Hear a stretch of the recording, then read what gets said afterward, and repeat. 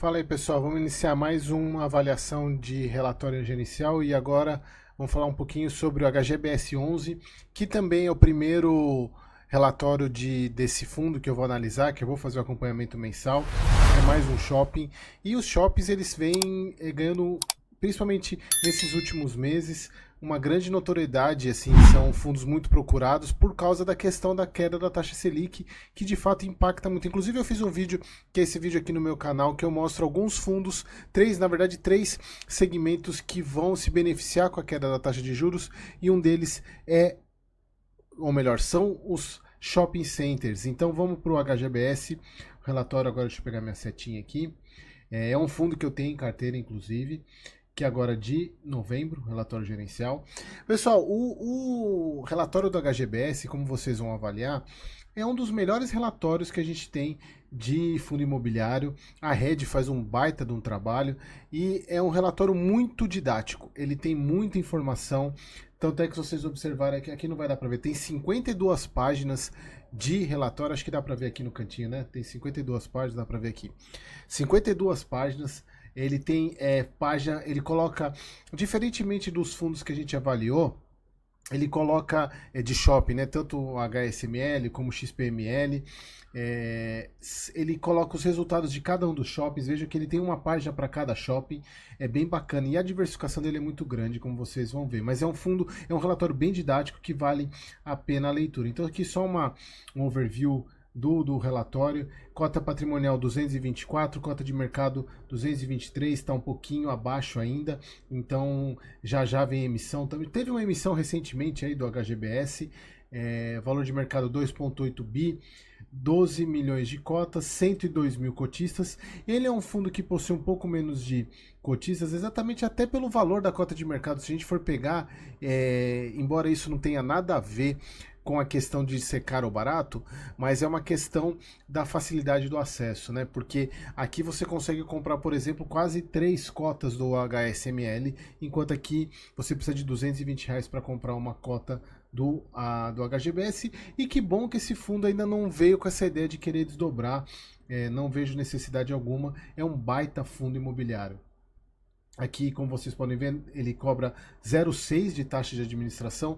Para quem viu, agora eu não sei se você já saiu, gravei tanto vídeo, que eu não sei se já saiu o vídeo do KNRI ou não, que eu até falei sobre isso.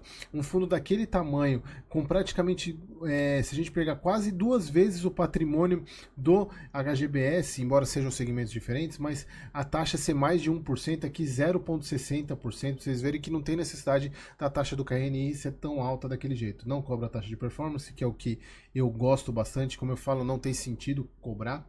Então vamos descer aqui. Aqui a parte de mercado, eu gostei bastante dessa. Eu analiso esses fundos, mas agora, como eu estou fazendo esses vídeos, eu estou analisando muito mais detalhes os relatórios. Então eles colocam aqui, ó, com o movimento do Ibovespa, eles falam da comparação agora de novembro, que o IFIX subiu menos até do que a Bolsa, que a Bolsa subiu quase 16%, enquanto o IFIX subiu só 0,66%. Aqui embaixo, enquanto no campo doméstico, eles falam aqui primeiro a parte dos Estados Unidos, mas aqui eles falam, enquanto no campo doméstico as coisas vão caminhando lentamente e devemos ter a aprovação no final do texto da reforma tributária, que já aprovou, inclusive já foi aprovada. Eles falam que eles acreditam que vai ter uma simplificação tributária, o caso do IVA, né, de você concentrar num imposto só, embora ele seja o maior IVA do mundo. Aqui eles colocando a questão da PL de offshore, que subiu o número de cotistas de 50 para 100, aqueles fundos que tem mais antes, os fundos que tinham até 150 cotistas, os dividendos eram tributados, agora isso passou para 100. Para a grande maioria dos fundos isso não tem impacto, mas o receio é que agora foi para 100, daqui a pouco é 200, depois 1000, então a gente tem que monitorar isso. Aqui eles colocam que, obviamente, eles dão até é difícil você ver isso em relatório, dando umas porradinhas no governo, né? A política fiscal expansionista que o governo vem deixando claro que pretende implementar. Então eles colocam aqui, inclusive até para justificar o porquê que a taxa de juros não cai. É bem didático, por isso que eu falei para vocês, é um relatório bem didático que vale a pena a leitura. Eles colocam aqui, em nossa análise é imperativo que o governo federal entenda que uma política fiscal expansionista impede que o Banco Central possa praticar uma política monetária mais agressiva que leve os juros a patamares que incentivem um maior crescimento da nossa economia.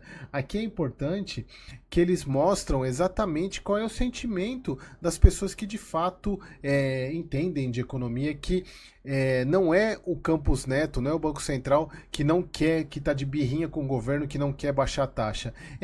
Só depende do governo reduzir gastos para que o Banco Central vá lá e reduza a taxa como a gente espera, que é o que provavelmente não vai acontecer. Embora, eu não sei quando vocês estão vendo esse vídeo, agora no começo de dezembro saiu a prévia da inflação de novembro e ela foi menor do que a esperada, então provavelmente a gente deve ter agora uma redução da taxa de juros de 0,5%. Tem algumas pessoas falando que até mais do que 0,5%, mas essa taxa, como todo mundo está prevendo, a grande maioria, é que ela caia mais 0,5% para 11,25%. E aí eles colocam aqui, finalizando essa parte dessa carta inicial, acreditamos em que o momento favorável para a renda variável deve continuar, em especial para os fundos imobiliários. Por isso que eu acredito que o próximo ano seja um dos anos para investimento em fundo imobiliário. E se você tem interesse em aprender mais, se inscreva na próxima turma, na terceira turma, deve começar depois do carnaval, porque agora em janeiro eu vou tirar um pouquinho de férias, e carnaval, tem até, eu nem quero lançar agora no começo do ano, porque o pessoal tá pagando conta, pagando IPVA, taxa de escola, então eu vou deixar para lançar a terceira turma logo depois do carnaval, que eu acredito que vai ser mais proveitoso. Bom, continuando aqui é legal, vejam só como eles fazem, como eu vejo que o relatório é didático e é muito importante para quem quer ter um conhecimento de macro. Eles estão colocando aqui a questão do monitoramento mensal de shoppings, de uma maneira geral, que é a variação do faturamento do setor versus o anterior, aqui é variação nominal e real, a questão de vacância nas regiões brasileiras nesse segmento. Veja que ela aumentou um pouquinho o Brasil, parte sudeste foi o que aumentou mais, sul aumentou bastante.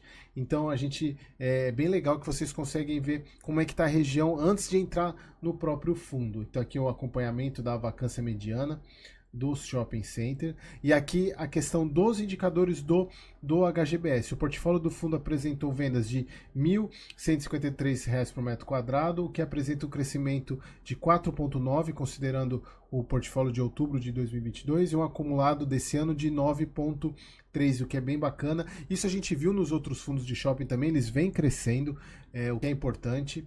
Aqui a questão de vacância, ela está um pouquinho maior, ela aumentou um pouquinho, e eles coloca aqui, não, desculpa, ao contrário, ela diminuiu, eu estava vendo ao contrário, ela diminuiu, e aqui falando que as principais responsáveis pela redução foram os shoppings Penha e Goiabeiras, e aqui o NOI médio de 78,7, se a gente vê lá o HGBS, o HSML e o XPML, é o menor NOI, mas também é uma questão da dinâmica dos shoppings, são shoppings diferentes, é aquilo que a gente fala, são shoppings um pouco shoppings diferentes, então esse fundo ele tem uma característica de ser um pouco mais seguro do que os outros, então em tese, sendo mais seguro, ele tem um resultado menor mesmo, e aí eles colocam, embora ele tenha um resultado menor, ele acaba crescendo também em relação ao ano passado.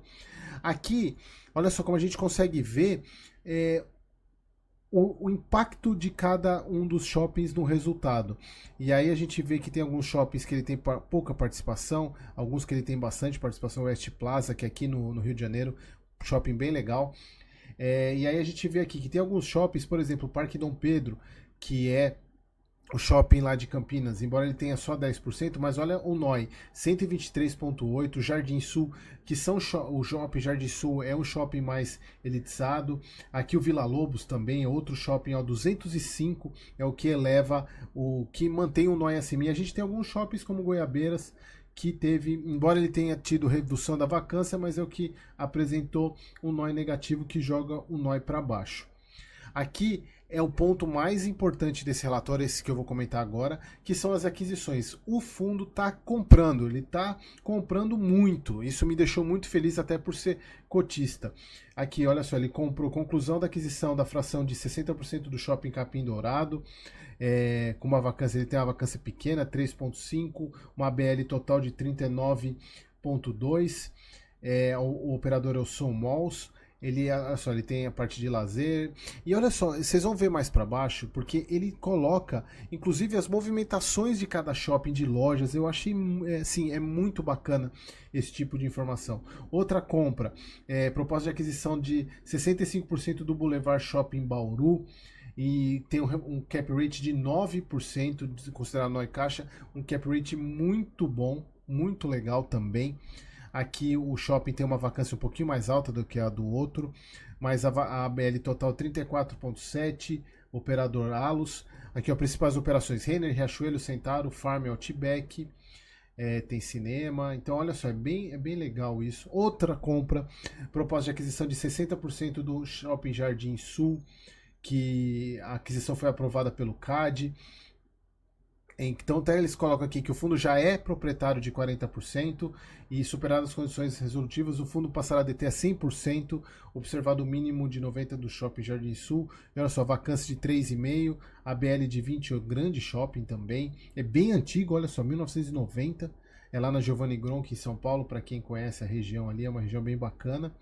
E aqui o que eu falei, a questão da parte superior, que além da questão dos shoppings, ele também possui uma característica de ter alguns fundos imobiliários na carteira, o que propicia ele dar um ganho de capital, que vocês vão ver no resultado, que é o que inclusive mantém o rendimento dele considerável de R$ 2 por cota. Ele está até com R$ 1 por cota nessa venda nessa operação do JRDM. O que mais aqui? A parte. E aqui olha só como é legal a DRE. Embora vocês consigam ver os outros meses, aqui é aquilo que eu falo, não custa nada os fundos trazerem o mês anterior para comparação. Mas olha só que legal, como que é legal a DRE do HGBS, porque ele separa o que é receita operacional de outras receitas, inclusive da parte de venda. Então, se a gente pegar aqui a receita operacional, que é o FFO, que para quem já viu eu falando é o Funds of Operation, que é a operação do fundo, né? Que é o que o fundo, aqui, ó, por exemplo, o rendimento de fundos imobiliários que ele tem em carteira faz parte do resultado operacional, e ele também inclui a questão dos ganhos de capital, de lucro que não é oriundo de resultado operacional. E olha só, ele teve um lucro de 11 milhões, que representou 0,93 da cota. Olha só, do pagamento, ele teve um resultado de 2,26, guardou 0,26 e distribuiu R$ 2 por cota. Então vejam o impacto que tem essa parte de resultado não operacional no fundo, que é bem bacana para poder manter o rendimento. E aqui a gente vê que ele tem alguns resultados operacionais altos, que são os verdinhos aqui, né, para poder manter esse pagamento alto. E a gente vê aqui que ele vem, o resultado dele, ele vem mantendo os R$ 2 por cota.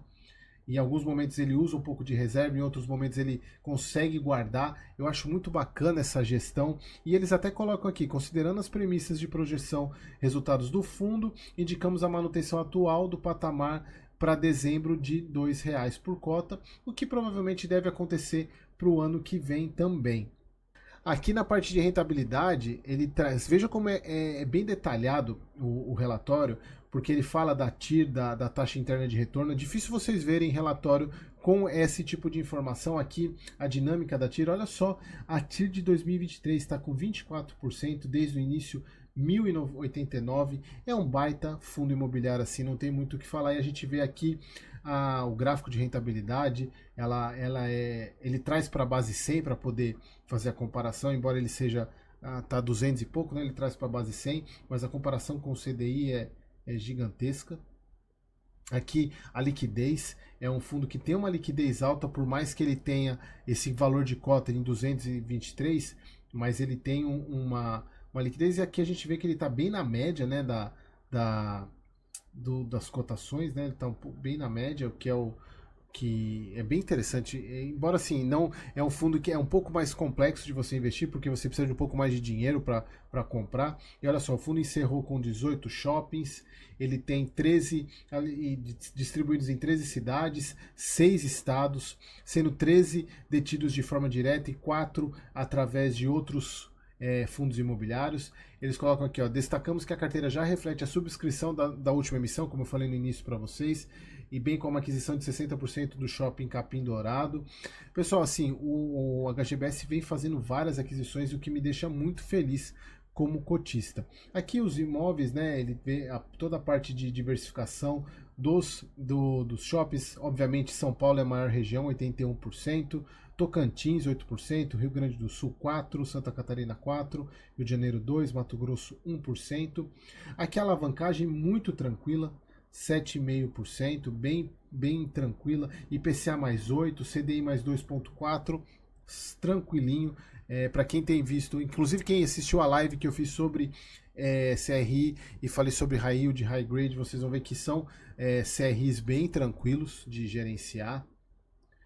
Aqui a parte de vendas, né, a questão do aumento, vocês vejam que vem numa tendência de alta. A gente já falou lá em cima sobre a variação da vacância também, ela vem caindo. Evolução do NOI, a gente consegue ver que o NOI ele vem aumentando, que é muito importante isso, né? Por mais que ele seja um NOI menor do que os outros shoppings, mas ele vem aumentando. Aqui que eu achei muito bacana, que ele coloca todos os shoppings, coloca as principais operações, aquilo que a gente viu lá em cima das aquisições, mas de todos os shoppings, o fluxo de caixa de cada um deles, o aluguel mínimo, porque lembrando, shopping, o lojista, ele tem um aluguel mínimo para pagar, que a dinâmica é um pouco diferente de uma locação de uma laje comercial, de um galpão logístico, por isso que o NOI é tão importante nesse tipo de fundo, porque quando você aluga uma loja, você tem um aluguel mínimo e uma parte que é variável, que é em função do rendimento, do retorno das vendas das lojas. Então, o aluguel ele varia bastante de um mês para o outro, exatamente em função que a gente pode ver aqui, aluguel mínimo e aluguel complementar, que tem muita relação com a quantidade de venda. Então, se a gente tem, por isso que eu volto daquele vídeo que eu falei no início, que com a queda da taxa Selic, os shoppings têm a tendência muito grande em se valorizar exatamente por causa desse componente variável do aluguel das lojas, que é em relação às vendas. Você diminuindo a taxa de juros, você aumenta a facilidade de crédito, o que aumenta a negociação. E olha só, tem aqui a parte de estacionamento, benfeitoria, por isso que eu falei, é muito didático o relatório do HGBS, porque ele tem de todos dos shoppings. Olha só, tem as fotos, tem o fluxo de caixa de cada um deles, é bastante coisa. Vamos descer aqui só para vocês verem a quantidade de informação que tem. E encerrando o relatório do HGBS. Então, o que é de importante desse relatório para a gente acompanhar nele é acompanhar essa questão da evolução e verificar o que teve de ganho, que é operacional, e na parte de ganho de capital, para ver se de fato esse rendimento de R$2, o que eu acredito é sustentável, e parabenizar pela essa questão dessas várias aquisições que o fundo fez, tá bom? Espero você no próximo vídeo.